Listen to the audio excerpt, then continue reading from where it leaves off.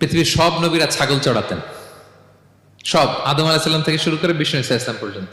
He started his first career as a shepherd. সুবহানাল্লাহ। ওনার প্রথম career উনি রাখাল হিসেবে শুরু করেছেন।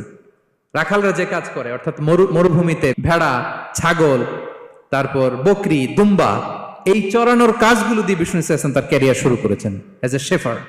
বিষ্ণু ঈসা ইসলাম বলেন, সহিহ বুখারীর বর্ণনা, মা বাআসাল্লাহু নাবিয়্যান ইল্লা রাআল গানাম। আল্লাহ তাআলা এই পৃথিবীতে এমন কোন নবী পাঠায় নাই যে নবীরা ছাগল চড়ায় নাই। সুবহানাল্লাহ পড়বেন না?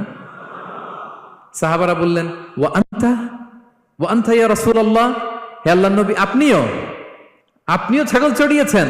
বিষ্ণু ঈসা ইসলাম বললেন, নাআম, আমিও ছাগল চড়িয়েছি।